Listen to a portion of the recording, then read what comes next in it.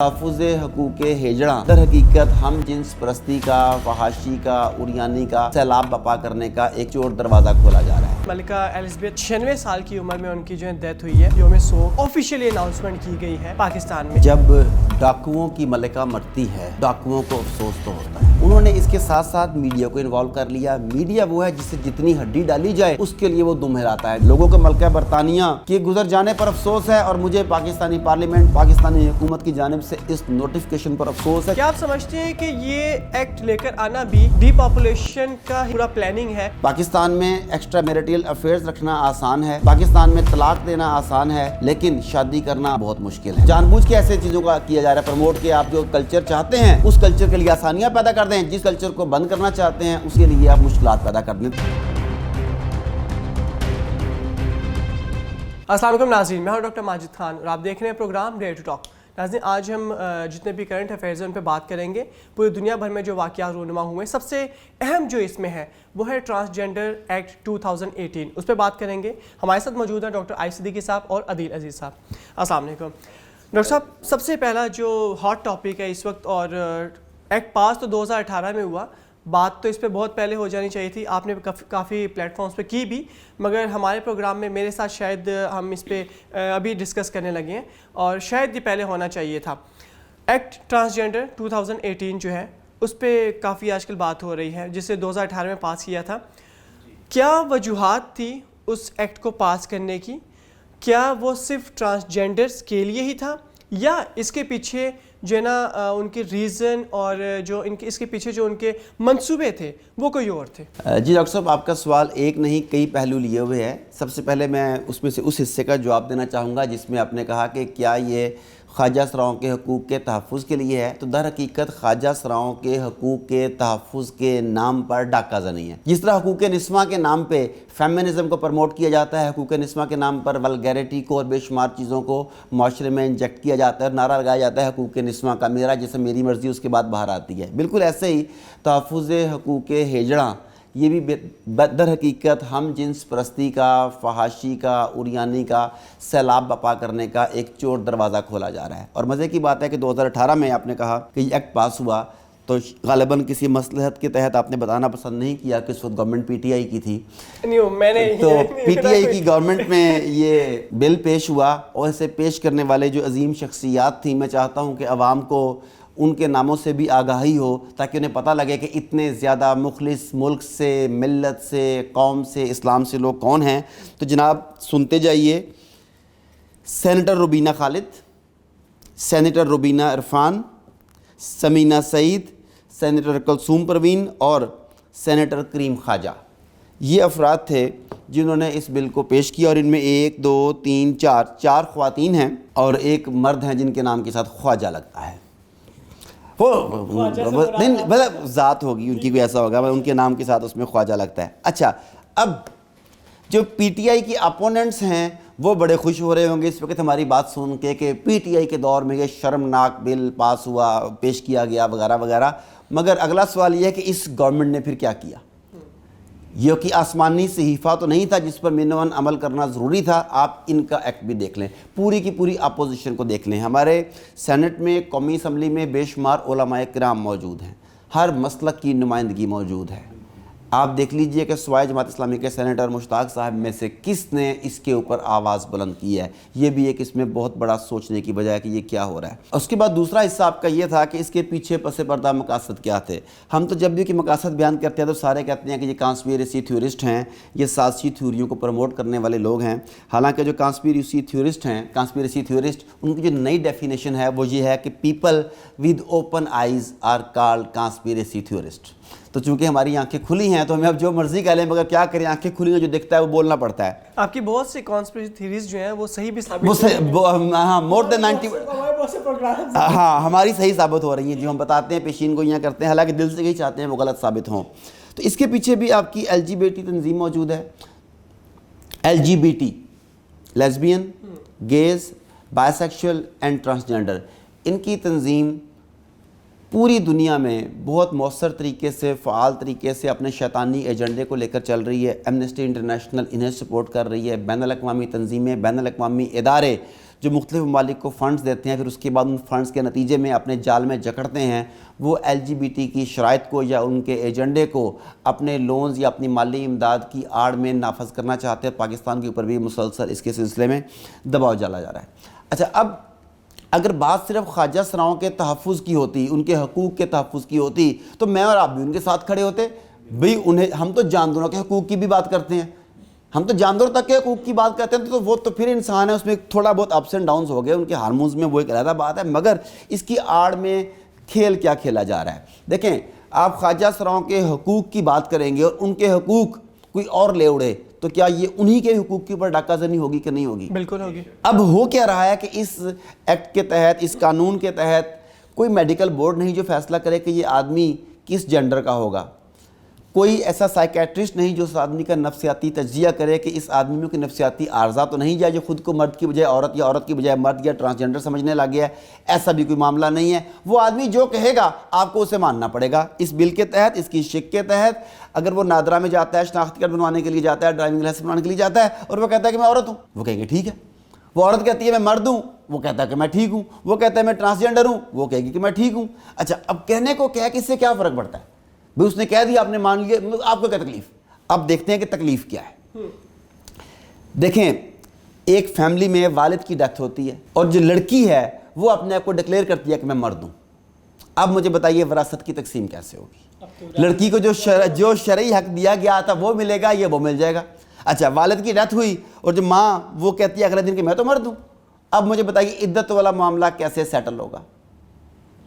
پھر اگلی چیز اب دیکھ لیں، مرد ہے وہ خود کو عورت ڈکلیئر کر دیتا ہے، وہ عورت ڈکلیئر کرنے کے بعد خواتین کے واش رومز میں آسانی سے آتا جاتا ہے، خواتین کے بیوٹی پارلرز میں آتا جاتا ہے، خواتین کے چینجنگ رومز میں آتا جاتا ہے۔ مجھے بتائیے یہ بات کیا شائستگی، تہذیب، اخلاق ہر لحاظ سے بالا تر ماورا ہے کہ نہیں؟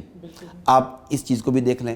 پھر قانون وراثت میں انہوں نے ایک اور وار کرنے کی یہ کوشش کی، اسلام میں بچہ جب پیدا ہوتا ہے، خواہ وہ ایک دن کا ہی کیوں نہ ہو، اس کی وراثت کا حق اسی وقت اس کا تعین کر دیا جاتا ہے کہ مرد ہے تو اسے اتنا ملے گا، فیمیل ہے تو اسے اتنا ملے گا۔ اب اس ایکٹ کے تحت 18 سال کی عمر میں گورنمنٹ فیصلہ کرے گی کہ اس ٹرانسجنڈر کو وراثت میں سے کتنا حصہ دیا جائے۔ اگر اس میں مردانہ خصوصیات زیادہ ہیں تو مردانہ حصہ دیا جائے، زنانہ خصوصیات ہے تو زیادہ، اور نیکسٹ یہ کہ اگر اس میں دونوں خصوصیات پائی جاتی ہے تو پھر مرد اور عورت کا اوسط نکال کر اسے دے دیا جائے۔ یعنی اب اللہ تعالیٰ نے جو قانون 1500 سال پہلے سیٹل کر دیے تھے، آپ کی وراثت کی تقسیم اور دیگر معاملات، اب یہ ان کے اندر بھی سیدھی دخل اندازی ہے۔ اور جب وہ آدمی کہتا ہے، دیکھیں بھارت خود کو سب سے بڑا سیکولر ملک کہتا ہے، حالانکہ وہ سب سے بڑا فاشسٹ کنٹری ہے، مگر کہنے کی حد تک وہ سب سے بڑا سیکولر ہے۔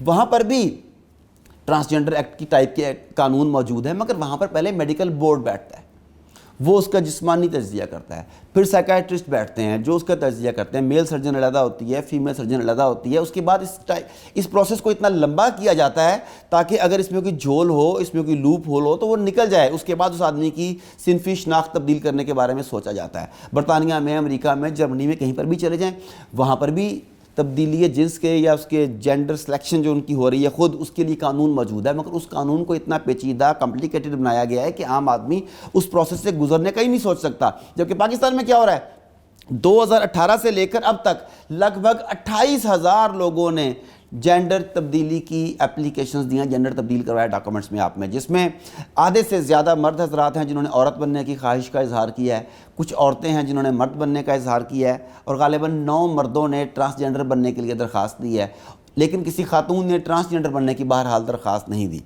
اچھا، اب آپ دیکھیں کہ 28,000 ان لگ بھگ 3 سالوں میں، اور اس سال جو آخری سال ہے اس میں سب سے زیادہ، اتنا تو کسی یورپ کے ملک میں بھی نہیں ہوا۔ یہ تو بالکل ایسا لگ رہا ہے کہ جیسے پوری دنیا کے جو ہم جنس پرست یا ٹرانسجنڈر تھے وہ پاکستان پر فوکس کیے ہوئے تھے کہ جیسے ہی پاکستان میں ایسا قانون نافذ ہو، ہم فٹافٹ اپلیکیشن دینے کے بعد ہم وہاں کی شہریت لے لیں گے پاکستان کی، اور ہمیں ٹرانسجنڈر رائٹس کے نام پر سب کچھ کرنے کا موقع مل جائے گا۔ ڈاکٹر صاحب، کھلے الفاظ میں یہ ہم جنس پرستی کو پروموٹ کرنے کا ایک سیدھا سادہ دروازہ ہے۔ آپ دیکھیں کہ 2 لڑکے آپس میں غیر فطری تعلق قائم کرنا چاہتے ہیں، مگر سوسائٹی اسے معیوب سمجھتی ہے۔ اب ان میں سے ایک جا کے اپنے آپ کو رجسٹر کروا لیتا ہے بطور فیمیل کے، اب دونوں کا باقاعدہ نکاح ہوگا۔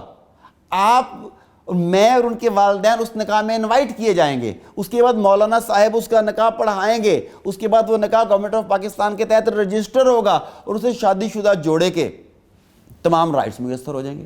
آپ مجھے بتائیے کہ آپ معاشرہ کس طرف لے کے جا رہے ہیں. آپ کی فیملی سسٹم ٹوٹ گیا, آپ کے خاندان کی اکائی ٹوٹ گئی, آپ کے اخلاقیات کا جنازہ نکل گیا, آپ نے کھلے عام ہم جنس پرستی کو اس لیول پر پہنچا دیا جس لیول پر قوم لوط بھی نہیں پہنچا سکی تھی. تو اس پہ تمام جماعتیں چپ ہیں, کوئی نہ کوئی وجہ تو ہے. عادل صاحب اسی بات کو کنٹینیو کریں گے آپ کے ساتھ. دیکھیے ہمارے جیسے کہ پہلے ڈاکٹر صاحب نے بتایا کہ بہت سے علماء کرام جو ہے نا وہ ہمارے جو ہے نا بیٹھے ہوتے ہیں, سینٹس میں بھی ہوتے ہیں, ٹھیک ہے, اور جو قوانین جب پاس ہوتے ہیں تو اس پہ وہ دیکھتے ہیں. تو یہ تمام چیزیں انہوں نے دیکھنے کے باوجود بھی اپنی آنکھیں بند کر لی یا انہیں ان چیزوں کی سمجھ نہیں آئی, کیا کہیں گے آپ؟ اور دوسرا یہ کہ سینیٹر مشتاق صاحب جنہوں نے اس کے خلاف آواز اٹھائی ہے ابھی, پہلے کیوں نہیں اٹھائی گئی, اب کیوں؟ اصل میں علماء کرام پر بھی آنے سے پہلے, کیونکہ علماء کرام بہت کم اسمبلی میں, یا دینی جو ذہن رکھنے والے اشخاص ہیں یا مرد و خواتین حضرات ہیں وہ بہت کم ہے قومی اسمبلی میں. اگر ایک بھی ہے نا, اگر ایک بھی ہے تو انہیں اس ان سے تمام چیزوں کا علم. اس سے پہلے آپ یہ دیکھ لیں, اگر پاکستان مسلم لیگ نون ہے تو پاکستان مسلم لیگ ہے, مسلمانوں کی جماعت ہے. اس کا آئین کیا ہے, اس کا منشور کیا ہے؟ کیا مسلم لیگ کا آئین و منشور اسے اس چیز کی اجازت دیتا ہے کہ وہ کوئی بھی ایسا قانون پاکستان میں خلاف شرع بنا سکے؟ طریق انصاف جو ہے وہ ایک مساوات کی قائل ہے, طریق انصاف ہے جس کا نام ہی جو انصاف ہے. کیا اس کے منشور میں, کیا اس کے پارٹی کانسٹیٹیوشن میں یہ اس بات کی اجازت ہے کہ کوئی بھی بل خلاف شرع بنایا جا سکے؟ ایون پیپلز پارٹی کو دیکھ لیں جو کہ ایک سیکولر جماعت ہونے کے دعویٰ دار ہے, مگر اس کا منشور بھی ہے, اس کے منشور میں بھی صاف صاف لکھا ہے کہ اسلامی جمہوریہ پاکستان میں اگر اس نے بطور ایک سیاسی جماعت کے اپنی سرگرمیاں جاری رکھنی ہے تو وہ پابند ہے اس چیز کی کہ وہ کوئی بھی قانون خلاف شرع نہیں بنا سکتی. مگر بدقسمتی یہ تینوں مذہبی سیاسی جماعتیں جو ہیں یہ یکجا ہو کر اس طرف آ رہی ہیں. اب ہم بات کرتے ہیں علماء کرام پر. علماء کرام کا جو کردار ہے نا وہ اسے آپ یوں کہہ لیں کہ مجرمانہ خاموشی ہے.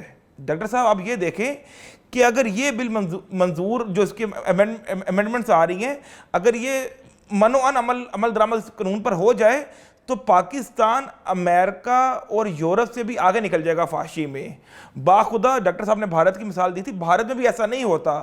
بہت سخت قواعد و ضوابط سے گزرنے کے بعد وہاں پر کوئی شخص خود کو مرد یا عورت ڈکلیئر کر سکتا ہے, وہ بھی میڈیکلی, کہ قدرتی طور پہ اس میں ایسے خد و خال نمایاں ہو جائیں. مگر پاکستان میں تو یہ ہے کہ اگر کوئی مرد آج خود کو کہہ دے کہ وہ عورت ہے تو ہم اسے کچھ کہہ نہیں سکتے.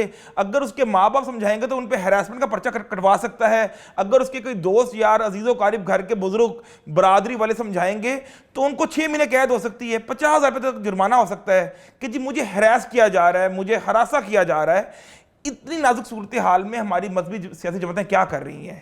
مجرمانہ خاموشی ہے. انہیں آگے آنا پڑے گا. یہ ڈو اور ڈائی یا ناؤ اور نیور والی صورتحال ہے. مگر بدقسمتی یہ ہے مذہبی قائدین کی, مذہبی جماعتوں کی جو ترجیحات ہیں وہ الگ ہیں. ڈاکٹر صاحب کبھی یہ ایل ایف او بچانے آ جاتے ہیں, کبھی یہ محترمہ فاطمہ جناح کے خلاف ان کے حق میں لائنز بنا لیتے ہیں, کبھی یہ کسی ایک سیاسی جماعت کے سربراہ کو بچانے کے لیے میدان میں آ جاتے ہیں, کبھی کسی ایک سیاسی جماعت کے سربراہ کو گرانے کے لیے میدان میں آ جاتے ہیں. مگر جو ان کا اصل کام ہے یہ کسی ترقی کے نام پر ووٹ نہیں لیتے, یہ کسی مطلب کوئی سائنس اور ٹیکنالوجی کے نام پر ووٹ نہیں لیتے, یہ نام ووٹ لیتے ہیں شریعت کے نام پر. اگر یہ شریعت کا تحفظ ہی نہیں کر سکتے تو پھر جو ہمارے جو مذہبی ذہن رکھنے والے عوام ہیں انہیں سوچنا ہوگا کہ اس سے بہتر تو پھر سینیٹر مشتاق ہیں جو کہ عالم دین نہیں ہے, مگر وہ کس طرح سے ببانگ دہل آواز بلند کر رہے ہیں قومی اسمبلی میں بھی اور سینٹ میں بھی, جہاں جہاں ان کی پہنچ ہے, اور عوامی سطح پر بھی پوری رابطہ مہم چلائی ہوئی ہے انہوں نے. تو خراج تحسین پیش کرتے ہیں ہم سینیٹر مشتاق صاحب کو, اور علماء کرام کی مجرمانہ خاموشی پر سوائے افسوس کے اور کچھ کیا نہیں جا سکتا. عادل صاحب سینیٹر مشتاق صاحب نے قدم اٹھایا ہے, بہت اچھا قدم, بہت اچھا, ہم سپورٹ کرتے ہیں. مگر یہاں پہ یہ سوال کریٹ ہوتا ہے کہ 4 سال کیوں لگے؟ اصل میں ابھی ایسا کیا ہوا؟ ابھی ایسا کیا ہوا؟ ڈاکٹر صاحب میں تھوڑی وضاحت کر دوں اس بات کی. سینیٹر مشتاق سمیت جو جے یو آئی کے بھی سیاسی رہنما ہیں مخالفت کرتے رہے ہیں, مگر زبان سے مخالفت میں بھی کر رہا ہوں, آپ بھی کر رہے ہیں, ڈاکٹر عارف صدیقی صاحب بھی کر رہے ہیں. مگر جو شخص جہاں بیٹھا ہوا ہے زبان سے مخالفت سے زیادہ اسے آگے بڑھ کر کام کرنے کی ضرورت ہے. سینیٹر مشتاق صاحب پہلے بھی اس پہ آواز اٹھاتے رہے ہیں, خاموش نہیں تھے وہ. ڈاکٹر صاحب آپ اکثر بات کرتے ہیں ڈی پاپولیشن کی, کہ ایک ایجنڈا ہے, ٹھیک ہے, ایمنسٹی انٹرنیشنل میں مینشن ہے, جس میں کہ جو آبادی اس کو کم کیا جاتا ہے. کیا آپ سمجھتے ہیں کہ یہ ایکٹ لے کر آنا بھی ڈی پاپولیشن کا ہی جو ہے نا ایک ان کا جو پورا پلاننگ ہے اسی میں شامل ہے؟ اور ایک اور چیز میں اس میں آپ سے جاننا چاہوں گا کہ ایک دفعہ تو چلیں کسی نے اپنا جنس چینج کروا لیا, ٹھیک ہے, جنس چینج کروانے کے بعد اس نے جو ہے نا ہومو سیکشویلٹی کی لائف گزارنا شروع کر دی جو اس کے جو ہے نا پسند کی زندگی تھی. اسے 5-6 سال بعد وہ تنگ آ گیا اس سے اور اس نے کہا بس اب یہ انف ہے, انف. کیا ایسا ہو سکتا ہے کہ 5-6 سال بعد اس کو دوبارہ سے یاد آئے کہ یار میں تو مرد ہوں, میں فیمیل نہیں تھا؟ کیا وہ دوبارہ سے بھی چینج کروا سکتا ہے کہ نہیں؟ ہاں جی, آپ کے دوسرے سوال کا جواب پہلے دیتا ہوں کہ اس قانون میں اپنے آپ کو اپوزٹ جینڈر یا ٹرانسجینڈر ثابت کرنے کے لیے کوئی ایویڈنس نہیں مانگا جاتا, میڈیکل سرٹیفکیٹ نہیں چاہیے, سائیکولوجیکل ڈاکٹر کی آپ کو ضرورت نہیں ہے. لیکن اگر آپ ایک فیصلہ کرنے کے بعد رجوع کرتے ہیں تو وہ پروسیس بہت زیادہ کمپلیکیٹڈ بنایا گیا ہے تاکہ آپ واپسی کا راستہ سمجھیں کہ بند کیا گیا ہے. ویسے بظاہر ان ورڈز تو اوپن ہے مگر اسے جتنا مشکل اور پیچیدہ بنایا گیا ہے. جیسے پاکستان میں گرل فرینڈ رکھنا آسان ہے, پاکستان میں ایکسٹرا میریٹل افیئرز رکھنا آسان ہے, پاکستان میں طلاق دینا آسان ہے, لیکن شادی کرنا اور خاص طور پر دوسری شادی کرنا بہت مشکل ہے. اب وہ جان بوجھ کے ایسے چیزوں کا کیا جا رہا ہے پروموٹ کہ آپ جو کلچر چاہتے ہیں اس کلچر کے لیے آسانیاں پیدا کر دیں, جس کلچر کو بند کرنا چاہتے ہیں اس کے لیے آپ مشکلات پیدا کر دیں. تو اس قانون میں بھی ایسا ہی ہو رہا ہے. دوسرا سوال تھا آپ کا ڈی پاپولیشن کے بارے میں. تو ایگزیکٹلی LGBT ایمنسٹی انٹرنیشنل کی امبریلا کے نیچے جو کام کر رہی ہے انہوں نے یہ کہ کانسپیریسی تھیوری نہیں ہے, ان کا باقاعدہ ایجنڈا ہے جس کا نام ہے ایجنڈا 2030.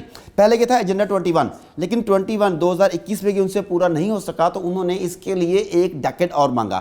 اب یہ ایجنڈا 2030 کے نام سے باقاعدہ آن ریکارڈ موجود ہے کہ وہ دنیا کی آبادی کو کئی گنا کم کرنا چاہتے ہیں. اس کے لیے جنگیں بھی کروائی جاتی ہیں, اس کے لیے بایو وار کو پروموٹ کیا جاتا ہے, اس کے ذریعے وبائی امراض پھیلائے جاتے ہیں, اس کے ذریعے قحط کی طرف ہم نے لاسٹ کسی پروگرام میں قحط غذائی قلت کی جانب اشارہ کیا تھا, اس کے ذریعے بھی آبادی کم کی جائے گی. اور LGBT ہم جس پرستوں کی شادیاں, میرا جسم میری مرضی, میں اپنی زندگی خود گزاروں گی, مجھے شوہر کی ضرورت نہیں ہے, یہ سب کے سب بھی آپ کو بیسیکلی ان کے اس خاص ایجنڈے کی تکمیل کی طرف دھکیل رہے ہیں کہ جب آپ سیم سیکس میں شادی ہوگی تو بچے کہاں سے ہوگے, آپ ذمہ داری کون لے گا ان بچوں کی؟ میرا جسم میری مرضی, میں کماتی ہوں, میں تمہارے بچے کیوں پالوں؟ شادی نہیں ہوگی, بچے نہیں ہوں گی, میں تمہارے بچے پیدا نہیں کروں گی. اور بھی بچے تو تمہارے بھی ہیں مگر اب تمہارے بچے پیدا نہیں کروں گے, تم اپنے بچے خود سنبھالو. اس کے بعد 1 سیکنڈ ڈی پاپولیشن. تو یہ ساری کی ساری چیزیں اسی طرف جا رہی ہیں. اور اس میں آپ کے سوال سے تھوڑا ہٹ کے تھوڑا آگے چلتے ہیں. آپ یہ دیکھیں ہماری ساری سیاسی جماعتیں چپ ہیں, اور ان میں سے ایک ہماری خاص سیاسی جماعت ہے, ان کے سیاسی وارث جنہیں پاکستان سے نکال دیا گیا, مرتضیٰ جونیئر. جی بالکل. اور ان کے ایک کزن جن کے میں نام نہیں اس وقت لوں گا, ان دونوں کے بارے میں یہ کہا جاتا ہے کہ وہ تو خود بھی اسی کیٹیگری میں, ٹرانسجینڈرز کی کیٹیگری میں آتے ہیں. تو وہ اگر اپنے حقوق کی جنگ لڑ رہے ہیں دونوں, تو انہیں اس بات کو خاص مد نظر رکھنا چاہیے کہ ان کے حقوق کی جنگ میں دوسرے ان کے حقوق نہ لے اڑیں. انہیں اس بات کو مد نظر رکھنا چاہیے. دوسری بات, سارے کا سارا مین سٹریم میڈیا کیوں چپ ہے؟ یہ اتنا بڑا ایشو ہے کہ شاید اس سال میں اس سے بڑا ایشو سامنے نہیں ابھی تک آیا کوئی بھی. تو اس پر کہ سارے کا سارا مین سٹریم میڈیا جن کے اوپر بڑے بڑے دانش گرد بیٹھے ہوتے ہیں, وہ پوری دنیا کے مسائل کے اوپر شراب پی کر اظہار خیال فرما رہے ہوتے ہیں, وہ اسلام کو لعن طعن کر رہے ہوتے ہیں, وہ پاکستانی قوم کو ذلیل اور مطعون قرار دینے کے لیے ہر ممکن حربہ استعمال کرتے ہیں. پرویز ہود بھائی جیسے لوگ ٹی وی پر آ کر اسلام کی تشریح کرتے ہیں. اندازہ کریں اب ذرا, یہ سارے کے سارے اس وقت بالکل چپ کیوں ہیں؟ انہیں سانپ کیوں سونگ گیا ہے؟ کیا ان سب کی جیبیں, ان کے منہ نوٹوں سے, ڈالر سے بند کر دیے گئے ہیں؟ انہیں بولنے کی اجازت کیوں نہیں ہے؟ دوسری طرف جب پاکستان میں حدود آرڈیننس کی بات ہو رہی تھی 2005 ڈاکٹر صاحب, جی بالکل 2005 میں حدود آرڈیننس کی بات ہو رہی تھی, تو پاکستان کے اس وقت کے سب سے پاپولر چینل نے اسپیشل ایک پروگرام شروع کیا ذرا سوچئے کے نام سے, جس میں وہ خواتین کو اور دنیا کو یہ باور کروانے کی کوشش کر رہا تھا کہ حدود آرڈیننس کا قانون در حقیقت عورتوں پر ظلم و ستم کا دروازہ کھول دے گا, یہ اسلام کو ایک بے ایمانہ اور درندہ صرف مذہب کے طور پر پیش کرے گا. وہ پوری کمپین چلا رہے تھے. آج وہ چینل, ان کے بانی, ان کے بڑے بڑے اینکرز, یہ سارے کے سارے چپ ہیں. یہ سب کی سب باتیں باقاعدہ اس بات کا واضح ثبوت ہیں کہ پوری عالم کفر پورا عالم کفر اور طاغوت اس وقت پاکستان کو فوکس کیے ہوئے، وہ پاکستان کی اقدار کو، پاکستان کے نظریات کو، پاکستان کی اساس کو بدلنا چاہتا ہے۔ جب آپ نے نظریات بدل دیے، جب آپ کی قوم میں پیدا ہی ہجڑے ہونے لگ گئے، اور جو مرد بھی تھے انہوں نے خود کو ہجڑے کہنا شروع کر دیا، کچھ مرد اپنے آپ کو عورت کہنے لگ گئے، تو انہیں آپ سے لڑنے کی ضرورت ہی کیا رہے گی؟ عادل صاحب، جیسے کہ ڈاکٹر صاحب نے بڑی جو ہے نا بہترین جو ہے نا گفتگو کی اس پہ، اور بتایا کہ کیسے جو ہے نا ایک پلان کے تحت سب کچھ ہو رہا ہے، اور پہلے بھی کافی چیزیں پلان کے تحت ہوتی رہی ہیں۔ پاکستان جو کہ ایک اسلامک ملک ہے، اس میں جو ہے نا اسلامی قوانین جو ہے نا وہ رائج ہیں، اور اسلام کے مطابق ہم لوگ زندگی گزارتے ہیں۔ اس ملک کو بھی اسلام کے نام پہ لیا گیا، مگر ایک ایسا ایکٹ جو ہے نا یہاں پہ کامیابی سے جا رہا ہے، 4 سالوں سے کامیابی سے پیش کیا گیا، اور وہ اسی طرح سے کامیابی سے آگے بڑھتا جا رہا ہے، جیسے ڈاکٹر صاحب نے بتایا کہ 28,000 تقریباً جینڈر چینج کر چکے ہیں ابھی تک۔ تو وہ ایک عمل جس پہ اللہ تعالیٰ نے قرآن پاک میں بھی صاف صاف جو ہے نا منع فرمایا ہے، ہمارے دین میں منع ہے، اس کے باوجود بھی نہ تو جیسے ڈاکٹر صاحب نے بتایا، نہ کوئی مین اسٹریم میڈیا پہ کوئی آواز اٹھا رہا ہے، نہ ہی جو ہے نا کوئی علماء کرام اس پہ آواز اٹھا رہے ہیں، سوائے چند لوگ جو سوشل میڈیا پہ علماء کرام نے اب سوشل میڈیا پر آواز اٹھانی شروع کر دی ہے۔ اب آپ کو بے شمار لوگ مطلب قسمت یہ ہے، تانوں کے بعد، تانے ملنے کے بعد، سوشل میڈیا پر جو میمز بننے کے بعد، سوشل میڈیا پر آواز اٹھانے کے بعد وہ جاگے ہیں۔ بدقسمتی بات یہ ہے کہ اسلامی ملک ہوتے ہوئے کسی اور ملک میں ہو، وہ تو چلے سمجھ میں آتا ہے کہ وہ جو ہے نا سیکولر ملک ہے یا وہ مذہب کو فالو نہیں کرتے۔ ہم لوگ مذہب کو فالو کرتے ہیں، ہمارے دین میں ایک چیز مکمل طور پہ منع ہے، اس کے باوجود بھی ہم اس طرح کے جو ہے نا چانسز کیوں پیدا کرتے ہیں، چاہے وہ ڈائریکٹ نہ ہو، انڈائریکٹ ہو، مگر کیوں ہم کرتے ہیں؟ آپ کا جو سوال ہے ماشاءاللہ اسی میں آپ نے جواب خود سے دے دیا کہ جب ایک چیز ہمارے مذہب میں منع ہے تو وہ ہمارے معاشرے میں کیوں پروان چڑھائی جا رہی ہے۔ تو میں بتا دیتا ہوں کہ کیوں پروان چڑھائی جا رہی ہے۔ دیکھیں، آپ نے کہا کہ ہم لوگ ہاتھ پہ ہاتھ رے بیٹھے ہیں جبکہ وہ اس طرح کوششیں کر رہے ہیں، تو واقعی کوشش تو کر رہے ہیں وہ، اور دنیا میں کوئی بھی انسان، چاہے وہ صہیونی ہو، چاہے وہ ہنود میں سے ہو، چاہے وہ ملحد ہو، کوئی بھی انسان اگر محنت کرتا ہے کسی کام پر تو اس کا اجر سے ملتا ہے۔ اس دنیا کی حد تک وہ ضرور کامیاب ہوتا ہے اگر وہ مستقل مزاجی سے کسی کام میں کام کرتا رہے۔ 2009 میں ڈاکٹر اسلم خاکی تھے، انہوں نے سپریم کورٹ میں ایک ریٹ فائل کی تھی۔ ایک واقعہ ہوا تھا ٹیکسلا میں، ٹیکسلا ضلع پاکستان میں، خواجہ سراؤں پر کسی ہجوم نے یا کسی ایک گروہ نے تشدد کیا تھا۔ تو ڈاکٹر اسلم خاکی نے بطور ایک شہری کے سپریم کورٹ آف پاکستان میں ریٹ فائل کی تھی، اور اس میں فریق بنایا گیا تھا ایس ایس پی راولپنڈی کو اور دیگر کو۔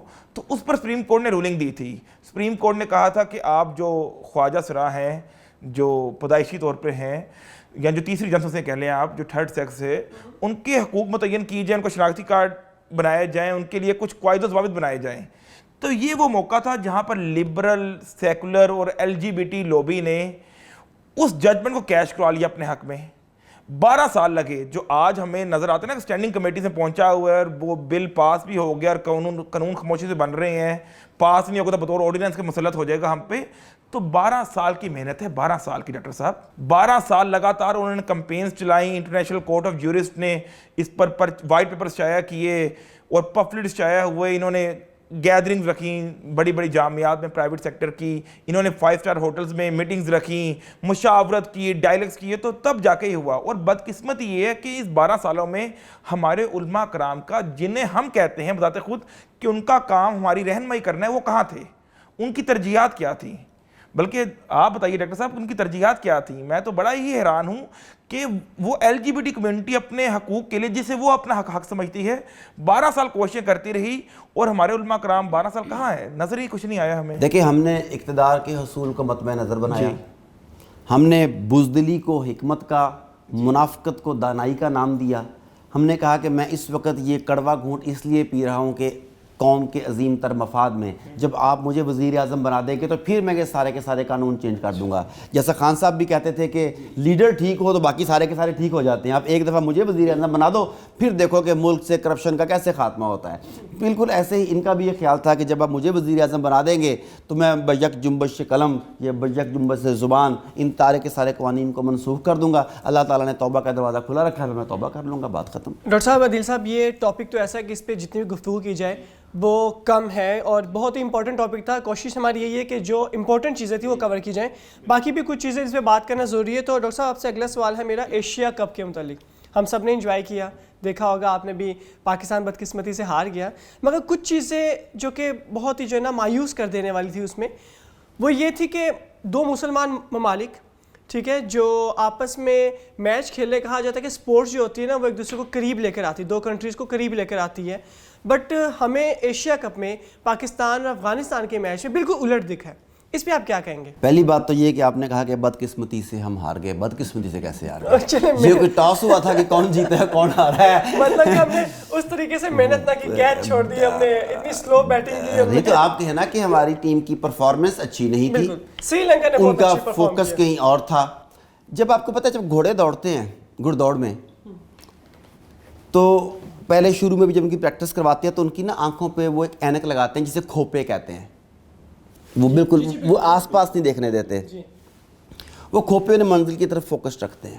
اگر کھوپوں کے بغیر وہ دوڑیں تو ہوتا کیا ہے, وہ کھوپے ہی کہتے ہیں, پتہ نہیں کیا انہیں کو کہتے ہیں, ہم تو کھوپے پنجابی میں کہتے تھے انہیں. جب وہ ان کھوپوں کے بغیر دوڑتے ہیں تو ان کی پرفارمنس نہیں ویسی رہتی. اس کی وجہ کیا ہے, وہ دوڑتے دوڑتے دیکھ رہے تھے وہ ساتھ والی گھوڑی کی گردن کیسی ہے, واہ اس گھوڑی کے بال کیسے ہیں, اس گھوڑی کے رانوں کے مسل کیسے ہیں. وہ گھوڑے دوڑتے دوڑتے جب گھوڑیوں کی طرف, اگر ایک لمحے کے لیے, ایک لمحہ بس دوڑتے دوڑتے ایک لمحے کے لیے گھوڑی پر نظر پڑی اور منزل کھوٹی ہو گئی. تو ایک تو یہ ہے کہ جو پاکستانی جتنے بھی کھلاڑی ہیں انہیں کھوپے پہنانے چاہیے. باقی جو مینجمنٹ ہے خود ہی سمجھ لے کہ میں کس طرف اور کن افراد کی طرف اشارہ کر رہا ہوں. کیچ بلا وجہ نہیں چھوٹتے, آپ کی توجہ, آپ کا فوکس بہت کچھ بتا رہا ہوتا ہے. یہ ہے پہلی بات. دوسری بات یہ جو اس سے بھی اہم سوال ہے جو آپ نے کیا, پہلے چلے اس کا جواب دے لیتا ہوں. افغانستان میں انڈیا نے بہت زیادہ محنت کی ہے, بہت زیادہ محنت کی ہے افغان, اس میں کوئی شک نہیں کہ انڈیا نے وہاں پہ انویسٹمنٹ بھی کی, اپنے اساتذہ بھی بھیجے, انفراسٹرکچر میں بھی اس میں محنت کی. اس کے نتیجہ آپ نے اس میچ میں بھی دیکھ لیا کہ وہاں پر ان کے کھلاڑی انڈیا سے ہارنے کے بعد بہت خوش نظر آتے ہیں. جی بالکل ایسے ہی کہ وہ ٹھیک ہے کوئی بات نہیں, اور پاکستان سے ہارنے کے بعد ان کا غم و غصہ کسی اور لیول کا ہوتا ہے. اگرچہ ان کا جو بالر فرید ہے غالباً اس کا نام, اس نے بعد میں معذرت بھی کی اور اس نے بعد میں یہ بھی کہا کہ پاکستان سری لنکا کے میچ میں سری لنکا کو سپورٹ کروں گا, پر میرا خیال پاکستان کو سپورٹ کروں گا, مگر میرا خیال ہے کہ وہ پنجابی کا محاورہ گھونگھنا تو مٹی چاڑنا, وہ اس نے بعد میں فیس سیونگ کے لیے ایک بیان دیے. ایکچوئل وہی تھا جو اس کے جو ایکشن سے ظاہر ہوا تھا, ایکچوئل وہی تھا. اس کے بعد تماشائیوں نے جو کچھ کیا وہ بھی آپ کے سامنے ہے. تماشائیوں کی حد تک میں تو یہ کہوں گا کہ یہ وہ نمک حرام لوگ تھے جو پاکستانی پاسپورٹ پہ وہاں موجود تھے. اچھا, اب اس چیز کو دشمن ونس اگین کیچ کرنے کی کوشش کرے گا, وہ اسے پاکستان اور افغانستان کے درمیان کشیدگی بڑھانے کا, فاصلے پیدا کرنے کا باعث بنے گا. وہ چند درجن لوگ جنہوں نے وہاں پر ایسے مس بیہیو کیا, اور وہ ایک بالر جس نے مس بیہیو کیا, اس کو وہ پوری کی پوری افغان قوم بلکہ افغان طالبان کا چہرہ بنا کر پیش کرے گا کہ تم جو طالبان کی بات کرتے تھے, تم جو افغانستان کی بات کرتے تھے, وہ تو یہ ہیں. اس سے ہمارے درمیان تفریق پیدا کرے گا.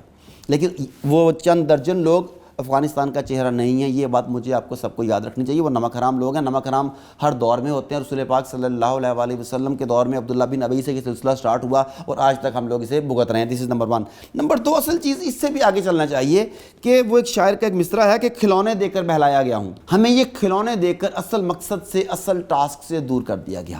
ہماری زندگی کا مطمع نظر صرف کرکٹ کھیلنا رہ گیا. آپ دیکھیں کرکٹ میچز ہوتے ہیں, آپ کے دفاتر میں کام نہیں ہوتے.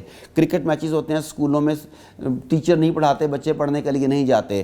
آپ کے کرکٹ میچز ہوتے ہیں, مارکیٹیں بند کر دی جاتی ہیں. پاکستان میں کرکٹ میچ ہو تو سیکیورٹی کا اتنا بڑا ایشو پیدا ہو جاتا ہے کہ اس علاقے کے رہنے والوں کے لیے زندگی جہنم بنا دی جاتی ہے. وہ اپنے ضروریات زندگی یا میڈیسن لینے کے لیے بھی گھر سے باہر نہیں نکل پاتے, کیونکہ جگہ جگہ پہ ناکے لگے گئے ہیں کہ جناب یہاں پہ کرکٹ کا میچ ہو رہا ہے. کرکٹ کا میچ کیا ہو رہا ہے, اس میں سے 22 کھلاڑی کھیل رہے ہیں اور تقریباً لگ بھگ 22 لاکھ سٹہ باز اس میں انوالو ہیں. یعنی 22 کھلاڑی اور 22 لاکھ سٹہ باز, اور انہوں نے 22 کروڑ کی عوام کو مل کے یرغمال بنایا ہوا ہے. سوال یہ ہے کہ یہ کیا یہ ہمارا کھیل ہے؟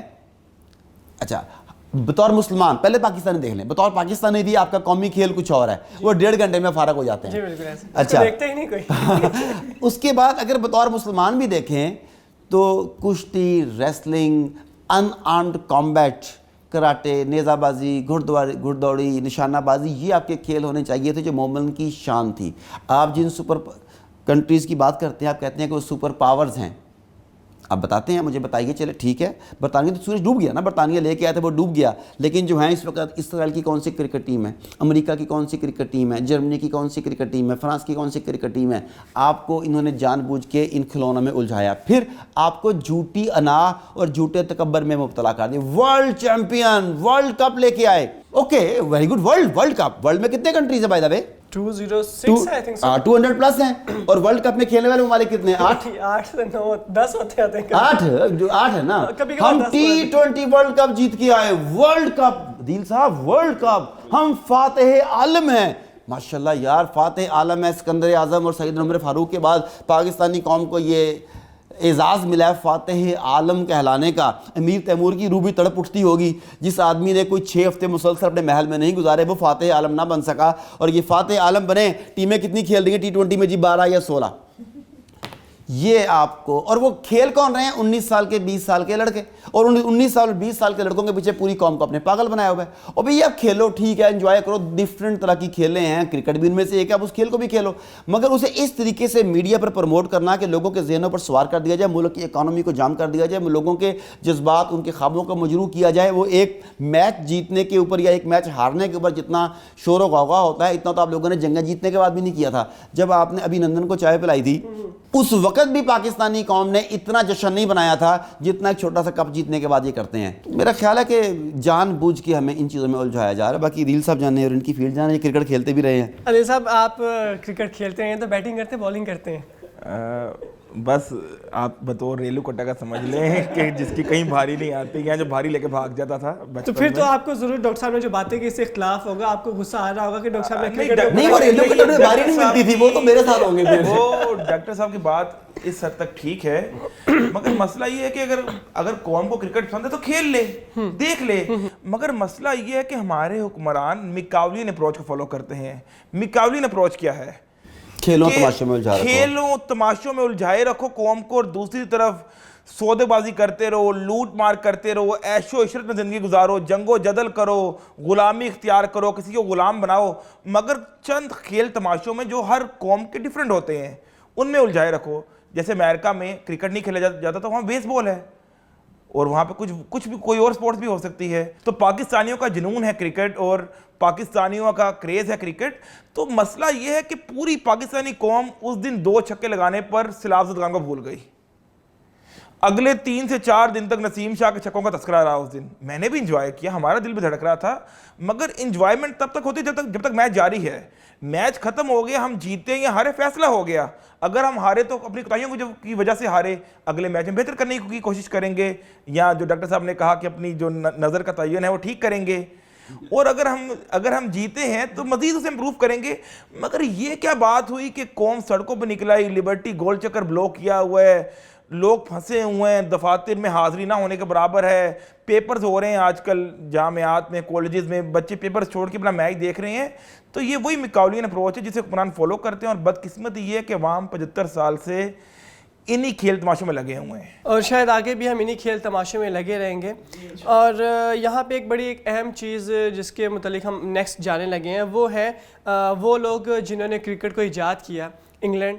तो अभी रिसेंटली मलिका एलिज़ाबेथ जो 96 साल की उम्र में उनकी जो है डेथ हुई है। डॉक्टर साहब, आपसे मैं जानना चाहूँगा कि उनकी डेथ वाले दिन को यौम सोग मनाने का जो है ना हमारे ऑफिशियली अनाउंसमेंट की गई है पाकिस्तान में, आप इसको किस तरह देखते हैं? देखें, जब डाकुओं की मलिका मरती है तो डाकुओं को अफसोस तो होता है। बहुत गहरी और बड़ी बात कर दी आपने।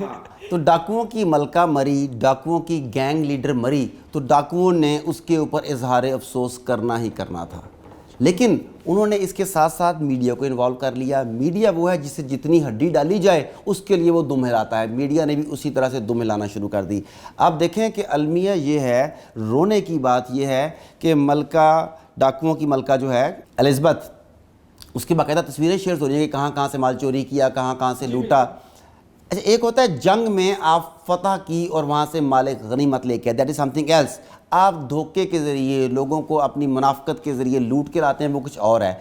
तो बरतानिया हमेशा से कनिंग स्टेट रहा है और डाकुओं की मलका कनिंग स्टेट की हेड रही है। इसने तो पाकिस्तानी सासों की तरह अपनी बहू को भी जीने नहीं दिया था। ये तो वही खातून, दोनों बहुओं को, ये वो पप्पे कुटनी खातून थी। इसके मरने पर तो आपको जश्न मनाना चाहिए था, मगर इस पर ये लोग रो रहे हैं। अलमिया ये है, मुल्ला उमर गुजर जाते हैं, उसामा बिन लादेन को शर्मनाक तरीके से पाकिस्तान में एग्जीक्यूट किया जाता है, ऐमन ज़वाहिरी पर मिज़ाइल बरसाए जाते हैं। ये तो सिर्फ जो हमारे पड़ोस में हो रहा है, उसके अलावा आपको बेशुमार चीज़ें मिल जाएंगी सामने। इसके ऊपर आपने मीडिया का और अपने हुक्मरानों का आप रद्दअमल देखें, और چوروں یا ڈاکوؤں کی ملکہ کی موت کے اوپر آپ ان کا رد عمل دیکھیں. کیا عالم اسلام میں کوئی ایسی شخصیت نہیں جس کی وفات کے اوپر ان لوگوں نے اس طریقے کا ریئیکشن کیا ہو؟ شاہ فیصل مرحوم جب فوت ہوئے ہیں اس وقت پاکستانی قوم کو بہت دکھ ہوا, گورنمنٹ نے بھی اس دکھ کو شیئر کیا, یہ ایک واقعہ مجھے یاد ہے. اس کے بعد اب تک کیا کوئی ایسی شخصیت نہیں تھی عالم اسلام میں؟ دیکھیں پورے سکوت ہو گئے, سکوت کابل ہو گیا, سکوت بغداد ہو گیا, سکوت بنگلہ دیش ہو گیا, میانمار میں پتہ نہیں کیا کچھ ہوگا, برما میں کیا کچھ ہو گیا, سنکیانگ میں کیا چل رہا ہے, یمن میں کیا چل رہا ہے, شام میں کیا چل رہا ہے.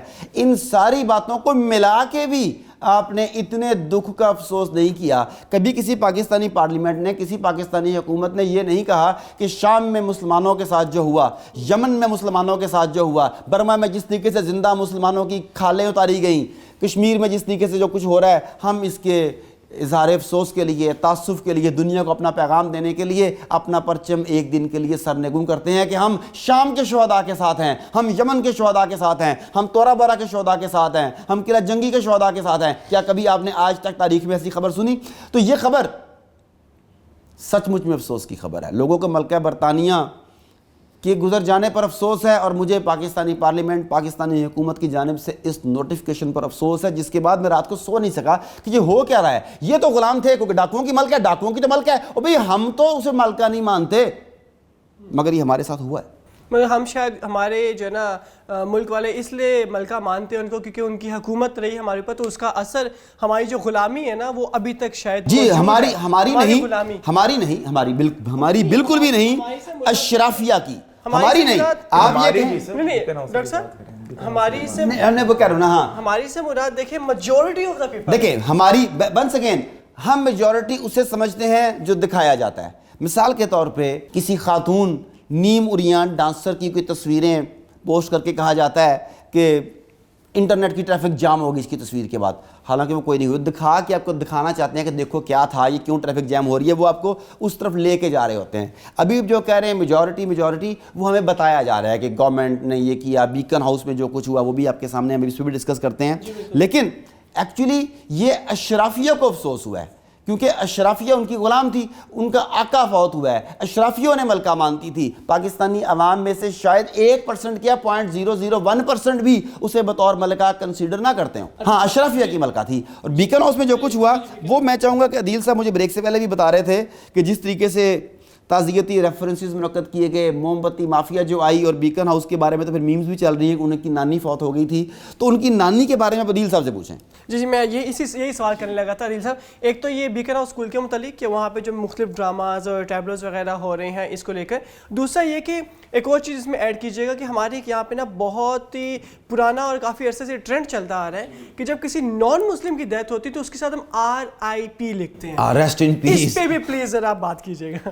بالکل, پہلے تو ہم ملکہ کی وفات پر بات کرتے ہیں. دیکھیں بزرگ خاتون تھی, چاہے ان کا نامہ مال جتنا بھی سیاہ ہو یا اچھا ہو, وہ اپنا نامہ مال لے کے اپنے رب کے حضور پیش ہو گئی. ٹھیک ہے, تو اس پر ان کی وفات پر تو میں بات نہیں کروں گا کہ مرنے میں خوشی منائیں یا ہم کیا کریں, مگر ہاں جس طرح سے انہیں پریزنٹ کیا جا رہا ہے, ان کی خدمات گنوائی جا رہی ہیں پاکستان میں, اور مین اسٹریم میڈیا ایسا کر رہا ہے, ہمارے جو نام نہاد دانشگرد ہیں وہ ایسا کر رہے ہیں, تو جب وہ ایسا کرتے ہیں تو پھر ہم حق بجانب ہے کہ ہم اس بات کا جواب دیں. اگر وہ ملکہ کی تعریف میں رتب السنان رہتے ہیں تو پھر ہم حق بجانب ہیں کہ ملکہ نے جو اپنے دور امارات میں جو کچھ کیا وہ بھی بتایا جائے.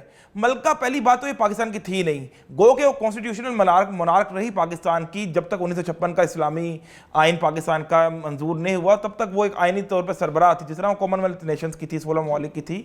مگر مسئلہ یہ ہے کہ اس کی کیا خدمات تھیں, کوئی ایک بھی ایسی انسانی حقوق کی اس نے خدمت کی ہو تو مجھے بتائیے, ہم بھی اس کو خراج تحسین پیش کر دیں گے. چلو RIP نہیں کہیں گے ہم, تو اس کی جو ویسی دنیاوی خدمات تھیں. مگر حقیقت یہ ہے کہ جیسے ڈاکٹر عارف صدیقی صاحب نے کہا کہ جس عورت کی, جس بزرگ خاتون کی اپنی بہوؤں سے نہیں بن سکی بلکہ اپنی بہو کا قتل کا الزام اس پہ لگا, اور باقاعدہ اس پہ ریسرچ پیپر شائع ہوئے, باقاعدہ تحقیقی مقالے شائع ہوئے, اور ثابت کیا گیا کہ Queen Elizabeth was the main culprit behind that incident. تو مسئلہ یہ ہے کہ اس خاتون نے چوری شدہ مال پہنا, کبھی اسے ندامت نہیں ہوئی, کوہ نور سر پہ سجاتی تھی, کوئی سٹیک اس نے کینیا سے چرائی ہوئی تھی, کوئی ہار اس نے کہیں اور سے چرایا ہوا تھا, تو 50-70 سال وہ منارک رہی, اسے کبھی بھی اس چیز پہ ندامت نہیں ہوئی. دیکھیں اگر میں کوئی چوری کی شلوار قمیض یا چوری کا موبائل پہنوں گا تو میرے دل میں احساس ندامت ہوگی, چاہے میں گناہ گار ہوں چاہے میں نیک ہوں، مگر یہ فطری عمل ہے. مگر اس خاتون کی میں حیران ہوں اس کی ذہنیت پر کہ 70 سال تک اسے احساس ندامت ہی نہیں ہوا. اب آپ نے میرے منہ سے پھر اس کی جو برائیاں تھیں نکلوانا شروع کر دی، بالکل ڈھیٹ ہونا شروع. اور اب دیکھیں، اب چلیں وہ اپنے رب کے حضور پیش ہو گئی، تو بھئی کیا ضرورت ہے ریسٹ ان پیس کہنے کی؟ آپ ایک طرف کہتے ہو کہ جنت اور دوزخ ہوتی نہیں ہے، آپ ایک طرف کہتے ہو کہ ڈارون کا نظریہ درست تھا، آپ ایک طرف کہتے ہو کہ دنیا چاند پر پہنچ گئی اور ملا ابھی تک جنت دوزخ کے قصے بانٹ رہا ہے. تو دوسری طرف جب بھی کوئی غیر مسلم مرتا ہے، چاہے وہ سشانت سنگھ راجپوت کی خودکشی ہو، چاہے وہ کسی اور کی موت کی خبر ہو، آپ اس سے ڈائریکٹ جنت میں جاتے ہیں. مطلب عالم برزخ اور کوئی جو پورا ایک پروسیجر ہے، قبر، حشر، ان سب سے نکال کے آپ اسے ڈائریکٹ جنت میں جاتے ہیں. تو یہ آپ کی منافقت ہے. ایک طرف آپ ایک جنت اور دوزخ سے انکاری ہیں، آپ جنت اور دوزخ کے وجود سے انکاری ہیں. آپ کہتے ہیں کہ دنیا میں انسان کے لیے وہی کچھ ہے جو محنت کرتا ہے، جو کوشش کرتا ہے، جو سالوں میں کمنڈ ڈالتا ہے. دوسری طرف کوئی بھی ایسا ہی خاتون یا کوئی بھی ایسا بندہ مرتا ہے جو غیر مسلم ہو، اس کو آپ جنت کے فتوے جاری کرنا شروع کر دیتے ہیں. تو پھر آپ میں اور ایک جسے ہم کہتے ہیں ڈھیٹ قسم کے دیہاتی قسم کے ملا میں کوئی فرق تو نہیں رہ گیا نا. عدیل صاحب، اور اسکول کے متعلق، وہ بیکن ہاؤس اسکول کے متعلق آپ بتائیں ہمیں ذرا کہ ادھر کیا چل رہا ہے اس وقت؟ دیکھیں، بیکن ہاؤس اسکول میں جو چل رہا ہے وہ یہ نئی بات نہیں ہے. انہوں نے سینٹری پیڈز بھی دیواروں پر لگائے تھے کوئی چند سال قبل. اس طرح کی دیگر کبھی حرکتیں کرتے رہتے ہیں. مسئلہ یہ ہے، انہوں نے ایک پروجیکٹر لگا کے ملکہ کو خراج تحسین پیش کیا، جو ایک مسیحیت میں ہوتا ہے کہ بلیک سوٹ ویئر کرتے ہیں وہ ڈیتھ سیریمنیز میں، تو سب نے بلیک ٹوپیز پہنا، پھول پکڑے، پھول رکھے. اب یہ تو ایک انفرادی حرکت تھی، مگر آپ دیکھیں جو بچے وہاں پڑھ رہے ہیں وہ کریم ہے، وہ اور آگے اعلیٰ عہدوں پر وہی بچے پہنچیں گے. اعلیٰ عہدوں پر نہیں پہنچ سکیں گے تو اپنے ماں باپ کا کاروبار سنبھال لیں گے. کوئی انڈسٹری کی ہے، کوئی مل مالک ہے، کوئی اسٹیل مالک ہے، کوئی باہر پڑھنے چلے جائے گا، کوئی باہر سے پڑھ کے آئے گا تو ہم پہ امپوز کر دیا جائے گا. تو یہ حکمرانوں کے بچے ہیں، ایلیٹ کلاس کے بچے ہیں، ٹیپیکل ایلیٹ کلاس کے بچے ہیں. تو انہی کی ذہن سازی کی اس طرح سے کی جاتی ہے کہ پھر جب بڑے ایڈلٹ بن جاتے ہیں، جب وہ بڑے ہو جاتے ہیں، جو سن بلوغ کو پہنچتے ہیں، تو ان کی سوچنے سمجھنے کی صلاحیت عاری ہو جاتی ہے. وہ اسلام سے بالکل بازن ہوتے ہیں، وہ نظریہ پاکستان سے، پاکستان کی جو نارمز کسٹمز ہیں ان سے بالکل بازن ہوتے ہیں، اور وہ چلتے پھرتے انگریز ہوتے ہیں. بس ان کے چہرے کے خد و خال جو ہیں وہ مشرقی معاشرے کے ہوتے ہیں. ادروائز جو کالا انگریز کا کنسیپٹ ہے وہ بالکل منون اس پر صادق آتے ہیں. وہ ڈاکٹر صاحب، یہاں پہ ایک چیز میں آپ سے جاننا چاہوں گا، اگر میں غلط نہ ہوں تو بیکن ہاؤس کے متعلق کہا جائے کہ وہ سیکولر، وہ کہتے ہیں کہ ہم سیکولر اسکول ہے، ہم کسی ریلیجن کو مطلب کہ نہ ڈسٹرب کریں گے، نہ کسی کو فالو کریں گے. بٹ یہ جو رسومات بتا رہے ہیں عدیل صاحب جس کو فالو کریے، تو کرسچین رسومات ہیں. اٹ مینس کہ دے آر فالوئنگ کرسچینٹی. جی بالکل. وہ ملکہ جو تھی وہ کرسچینز کی ایک آئینی سربراہ بھی تھی نا ساتھ. ایک تو پاپ ہوتا ہے، دوسرا اسٹیٹ کی ہیڈ ہوتی ہے، تو وہ اس کی ہیڈ تھی. تو انہوں نے اپنی ملکہ یعنی کہ بیکن ہاؤس کی ملکہ، اس کے مرنے پر انہوں نے جو تعزیتی ریفرنسز منعقد کیے، جو پروگرامز کیے، وہ تمام کے تمام کرسچینٹی کے عین مطابق تھے. وہاں پہ جو مسلمان اپنے بچوں کو یہ سوچ کر بھیجتے ہیں پڑھنے کے لیے کہ ہمارا بچہ جدید تعلیم حاصل کرے گا، اعلیٰ تعلیم حاصل کرے گا، تو یہ ان کے لیے بھی لمحہ فکریہ ہے کہ جب ان کی ڈیتھ ہوگی تو ان کے بچے وہاں پر موم بتی ہی جلائیں گے آ کے، اور وہاں پر کھڑے ہو کے کرسچینٹی کی رسومات ہی ادا کریں گے. یاد رکھیں کہ بیکن ہاؤس کے بارے میں کئی مرتبہ اس طرح کی بات چلتی ہے کہ یہ state with in the state ہے، اس پہ کوئی قانون اثر انداز نہیں ہوتا. آپ کے سلیبس پہ یہ نہیں مانتا، اپنی مرضی کا سلیبس پڑھاتا ہے، اپنی ایکٹیویٹیز اپنی رکھتا ہے، ان کے نارمز اپنے ہیں، ان کی اقدار اپنی ہیں. یہ آپ کے بچوں کو وہ بنانا چاہتا ہے جو مغرب چاہتا ہے، اور یہ مغرب کے نمائندہ ادارہ ہے. اگر آپ یہ سمجھتے ہیں کہ آپ کے بچے مغرب کے نمائندہ ادارے میں پاکستان کی یا اسلام کی کوئی خدمت کر سکتے ہیں، تو پھر میرا خیال ہے یہ آپ کی خام خیالی ہے، آپ کو آنکھیں کھولنے کی ضرورت ہے. بہت شکریہ ڈاکٹر صاحب آپ کا، بہت شکریہ عدیل صاحب آپ کا. آج کے پروگرام ناظرین، ہمارا جو آج کا پروگرام تھا کرنٹ افیئرس پہ تھا. ایسے کچھ واقعات جو دنیا بھر میں اس ویک کے اندر رونما ہوئے تھے، اور یہ تینوں چیزیں بہت ہی زیادہ امپورٹنٹ تھیں، چاہے وہ جو نا ٹرانسجینڈر ایکٹ ہوا، یا ایشیا کپ تھا، یا کوئین ایلزبتھ. یہ تینوں بہت اہم واقعات تھے، اس لیے ہم نے ان کو جو ہے سر فہرست رکھ کے اس پہ ڈسکشن کی ہے. اور اس کے متعلق کوئی بھی چیز اگر ہم سے مسنگ ہو گئی یا آپ کے مائنڈ میں کوئی چیز ہو تو آپ وہ بھی ہم سے کمنٹ سیکشن میں پوچھ سکتے ہیں. انشاءاللہ تعالیٰ ہم اس کا جواب دینے کی بھی کوشش کریں گے. ہماری ٹیم کو اجازت دیجیے، پھر ملاقات ہوگی آپ سے. اللہ حافظ.